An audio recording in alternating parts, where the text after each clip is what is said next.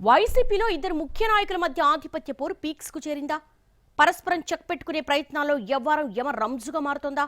వాళ్ళిద్దరి వ్యవహారాలతో కేడర్ నలిగిపోతోందా? ఎవరా లీడర్లు? ఏంటా వార్ స్టోరీ? 2024 ఎన్నికల్లో ఉమ్మడి గుంటూరు జిల్లాలో వైసీపీ వాషౌట్ అయిపోయింది.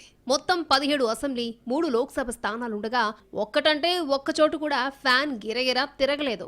ఇంత ఘోరమైన సిచ్యువేషన్లో కలిసికట్టుగా ఉండి పార్టీని నడిపించాల్సిన జిల్లా నాయకులు ఆ ఒక్కటి తప్ప అన్ని చేస్తున్నారట. మరీ ముఖ్యంగా ఇద్దరు కీలక నేతల మధ్య ఆధిపత్య పోరు పార్టీ వర్గాల్లోనే చర్చనీయాంశమవుతోంది. గుంటూరు జిల్లా వైసీపీలో ఎమ్మెల్సీ లేళ్ల అప్పిరెడ్డి మొదటి నుంచి కీలక నేత.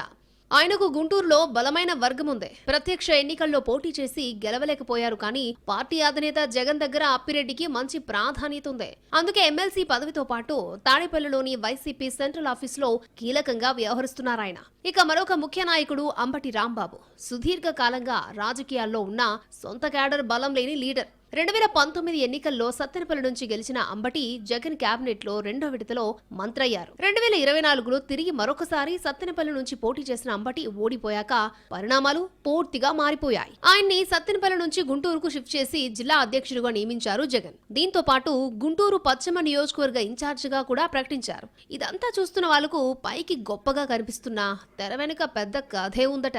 అప్పటి వరకు గుంటూరు పశ్చిమ నియోజకవర్గ ఇన్ఛార్జిగా ఉన్న మాజీ మంత్రి విడదల రజనీని తన పాత సెగ్మెంట్ అయిన చిలకలూరుపేటకు పంపడం కోసమే అంబటిని గుంటూరుకు తీసుకొచ్చారని ప్రచారం జరిగింది. ఇక జిల్లా అధ్యక్ష పదవి దక్కడంలో కూడా మ్యాటర్ వేరే ఉందని అంటున్నారు.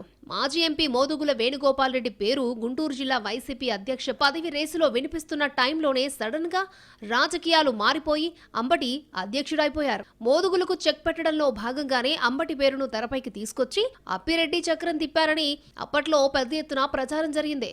గుంటూరు పశ్చిమ నియోజకవర్గంలో ఎమ్మెల్సీ అప్పిరెడ్డికి పెద్ద ఎత్తున అనుచర గణం ఉంది. ఇక్కడ చీమ చిటుక్కుమన్న ఆ సమాచారాన్ని ఆఘమేఘాల మీద చేరవేసే అనుచరులు ఉన్నారు. సరిగ్గా ఇక్కడే తేడా కొట్టిందట. నియోజకవర్గంలో లేళ్ల నెట్వర్క్, ఆయన సమాచారం తెప్పించుకోవడం లాంటివి అంబటికి నచ్చలేదట. పైగా అప్పిరెడ్డి మనుషులు అని ముద్రపడ్డ వాళ్ళని అనుమానపు చూపులు చూస్తూ దూరం పెడుతున్నారని ఆ వర్గంలో అసహనం పెరిగిపోయింది.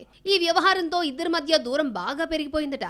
అలా జిల్లాలో కీలకంగా ఉన్న ఇద్దరు నేతల మధ్య గ్యాప్ రావడంతో పార్టీ క్యాడర్తో పాటు నాయకులకు కూడా ఎవరితో మాట్లాడితే ఎవరికి కోపం వస్తుందో అన్న భయాలు పెరిగిపోతున్నట్టు చెప్పుకుంటున్నారు. ఈ పరిస్థితుల్లో గుంటూరు వెస్ట్ వైసీపీ క్యాడర్ అయితే అల్లాడిపోతుందట. సీఎం చంద్రబాబుపై అనుచిత వ్యాఖ్యల కేసులో అంబటి జైలుకు వెళ్లొచ్చాక ఆయన వైఖరి పూర్తిగా మారిపోయిందని అంటున్నారు. ఎలాగైనా సరే నియోజకవర్గంలో అప్పిరెడ్డికి చెక్ పెట్టాలని డిసైడ్ అయిపోయారట రాంబాబు. అందులో భాగంగానే ఉమ్మడి గుంటూరు జిల్లాలోని కీలక నేతలను కలిసే పనిలో పడ్డట్టు తెలిసిందే.